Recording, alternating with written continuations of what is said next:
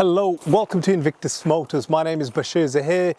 This is an absolutely outrageous Range Rover Vogue V8 biography, and that's because of the superb specification it has. We've had a lot of Range Rovers, but this is just on a different level. I mean, I'm talking about heads-up display. I'm talking about the ceiling being leathered, the Windsor leather interior, the heated cooling seats, the fridge underneath, the overall spec of it. This is the Euro 6 engine in it. It's on a 2016 plate, a 66 plate, the digital dash. I mean, everything combined for the age and for the shape of the Range Rover. That spec is absolutely unheard of, and I think if you're looking for a Range Rover that you're going to keep potentially for the next 4 or 5 years, I don't think one can beat this. And I've already done a video on why the V8s are incredibly desirable and why I think the V8 engines are the ones to purchase. And I'll just recap in this video why you should buy the V8 as well. Before we can get into the rest of the review, especially the engine part of it and the exterior, interior and a test drive, don't forget to subscribe. We make money out of YouTube that gets donated to a UK registered charity, which we used for humanitarian projects in Afghanistan. So thanks in advance for watching. Engine. Well, the V8 is a much more desirable engine, more economical, and I would say an overall a lot more reliable than the V6. And also the MPG that you get on the V8 isn't much different to what you get on the V6. You might think you get better MPG on the V6. That's not correct at all. This is obviously the Euro 6 V8 engine that produces 340 bhp. 700 Newton meters of torque. It does 0 to 62 miles per hour in 6.9 seconds. And the top speed is 135 miles per hour. It's not like you're going to be getting up to that top speed of 135, but it's there if you need it. The Euro 6 engine would give you roughly on a motorway about 40 to 45 miles per gallon. It just depends on how heavy your foot is. On the Euro 5 engine, I think you're really maxing it out at about 37, 38 miles per gallon on a motorway. Combined on the Euro 6, I think on a day-to-day basis, the V8 will give you about 35, 34 miles per gallon. On the Euro 5 engine, you're looking at about, I would say, 33, 32 miles per gallon. Again, it all just depends on your style of driving. The Euro 6 engine, I also feel is an upgrade from the Euro 5, and also it's compliant with being able to drive it around the city in a place such as London. And hopefully that's everything you need to know on an engine side of it. Now, why the V8 in a long term, from a long-term ownership point of view rather than a short-term ownership, rather than owning a V6 over a long-term ownership? Well, the V8, you could do 200,000 miles as long as you're servicing it, those every year, every 10,000 miles. They don't really, suffer much. And you stay on top of maintenance, you can do what, 200, 300, 400,000 miles. They're diesel engines. They're very economical. They're there to last you literally forever. Range Rover, some people say they're not good for reliability, but that is far from the truth of it. If you buy one that's well maintained, one that's well looked after, it will look after you. Let's get behind the wheel, drive it. We're into the inside of the Range Rover Vogue, and every time I seem to get in and out of it, it surprises me. It even has soft closing doors. Most important thing is switching on the massage seats. Are they on? Yes. Hey, let's get going. And if you want, you can have yours switched on, or heat use as well, and you can even turn on the rear heated seats as well, and cold, all from here. And now lastly, to finish it off, it's got a dual view screen as well, so I could be looking at the sat nav and he could be watching a movie. What more do you want? And yes, it's done 77,000 miles. It drives like brand new. And that's because it's got a full main dealer service history. It's been extremely well maintained. I mean, this is the car we at the dealership should be thinking about keeping, not selling. Heads-up display. When's the last time you've seen a heads-up display? Oh crap. It's usually on the 18 plus models, but then the problem with those is the leather wears. Is that because they've used poorer quality leather? So it's not genuine leather, it's artificial leather. Okay, so I guess this is the last of the models that they've used. It's a genuine mixture leather. on these, because obviously sustainability and everything, but yeah, it's a completely different. If you go back once you finish filming and look at it, you'll see the difference straight away. I am enjoying driving this. Heated seats on, heated steering wheel on. I'm being massaged at the same time. Could I ask for any more? I don't think so. And you also get the alert on the side door mirrors. If there's any cars near you, you know, it just kind of alerts you. An amber light. An amber light comes on. Put in reverse. Reverse camera is on. In drive. And off we go. I mean, the V8 engine produces 340 bhp, 700 newton meters of torque. The 0 to 62 miles per hour is possible in 6.9 seconds. Top speed is 135 miles per hour. And in terms of the combined MPG, you know, you get about 33 to 35 miles per gallon, and on the motorway anywhere from 38 to 43 miles per gallon, and that's purely because this has the later Euro 6 engine.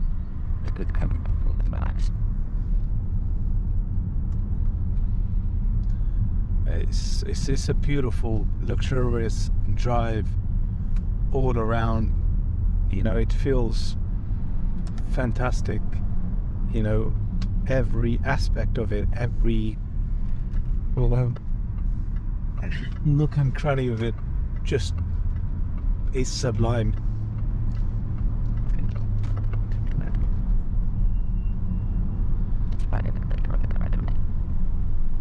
Let's switch off the massage and the heated seats that I turned on for my colleague earlier.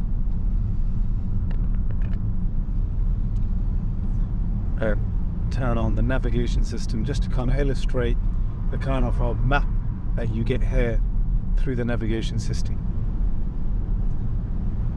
This is to turn on the cruise control. It's simply to press the set plus button. You set the gap how you want it right there, right through these two buttons there, and press up, and on the heads-up display you now get two numbers. One is green, written as 43, which is the cruise control speed limit set, and the one underneath is in amber, which is the 43 miles per hour speed that we're actually doing as we speak right now.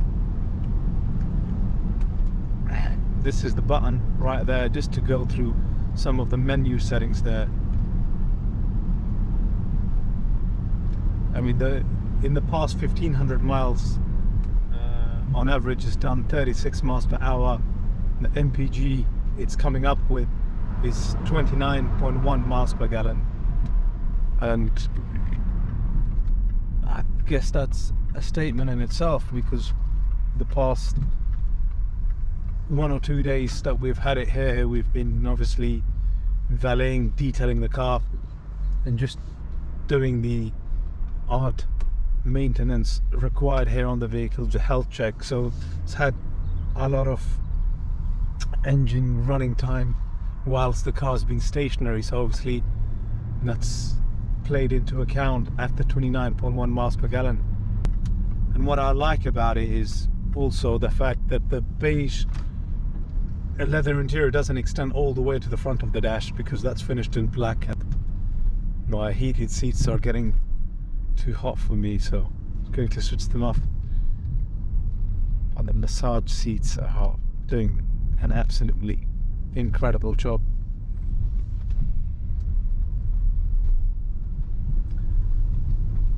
This is now coming towards the end of our test drive on this Vogue. and thank you actually for watching the video so far. And in the next segment we'll just cover the exterior, interior, and obviously the paperwork to wrap it up with.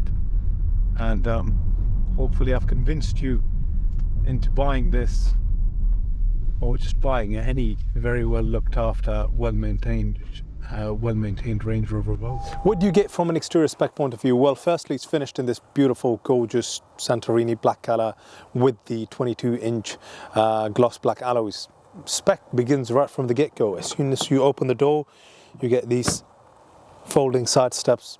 You also have got keyless entry and exit, side folding side door mirrors, which are also heated. You've got the pan roof, LED daytime running lights. It's got the glass grille. It's finished rather well on the side as well from a spec point of view. There isn't a contrast between the two spec items. And to the back of it, you've got the LED daytime running lights that kind of molds in nicely into the side of the vehicle. This is obviously the Autobiography styling as well. It's got the rear view camera as well as front and rear parking sensors, and kind of gives you a 360 view on the screen when you're reversing or when you're parking into a space. Let me get you onto the inside of the car. It's finished in the premium Windsor leather interior, which is in a beige color. You've got the adaptive memory seats, and practically you've got that head support there. This is really handy. It feels like you are sitting in the business class on an airplane. These seats have got some other beautiful characteristics for which I need to get into the car, turn on the engine, and explain to you what these characteristics are. If you press that seats button, you've got a button there that's called massage, and voila, I'm being massaged as I'm sitting into the seat. And these are the various strength settings that you find for the massage aspects of it. Of course, you can press that button for the heated seat side of it and also the cooling seat sides of it. The steering wheel is finished in leather and wood effect. This is where you find the wood. The leather is there. Very nice to hold on to. This is also the heated steering wheel. You've got the adaptive cruise control on it as well. Here, even this gear selector, it's got leather or rubber around it. It's got a rather premium feel to it. This is finished in a piano inlay look. Underneath the handrest is a fridge there, and you've got USB connectivity, micro SD, you name it, whatever you need is there. This has the digital dash, as well as this screen is the upgraded, newer, latest screen that you find on the Range Rovers. And if I was to put it in reverse, this is the rear view camera and the parking sensors. Because that door is open, the parking sensors will kind of give you a 360 view here as well. You've also have the double panoramic roof, which opens all the way to the back. The headlining is also finished in leather, the Windsor leather interior look. Well, I wouldn't say look, but it's in the Windsor leather beige interior. And you've got what you find here, that stitching there in the middle of the seats. You find that all the way going through the center of the car. Even these things here, I mean, they're finished in the Windsor leather. This has an absolutely top-notch look, feel, and a finish to it. At the back, as soon as you walk in, you've got the Autobiography badging there as well. The piano inlay look, finished in the Windsor beige leather Meridian sound system. You've got the electric seats adjustability.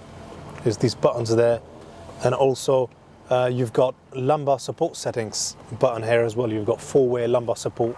It's a 3-way, 3-seat setup at the back as well. You've got Autobiography written there. This comes down very neatly. You've got a separate climate control zone system here for the back, and the rear seats are also heated as well as cooling. I mean, you don't often find both heated and cooling seats at the back, but guess what? This has it. And to the back, if you need practical space, guess what? You've got all the space. you could possibly ask for in a Range Rover at the back, right here. And that's everything from the exterior, interior, now to the paperwork part. From owner's history point of view, from new, it's got 2 former keepers, and the current 3rd owner has had it from March 2021. It's got a full Land Rover service history as well.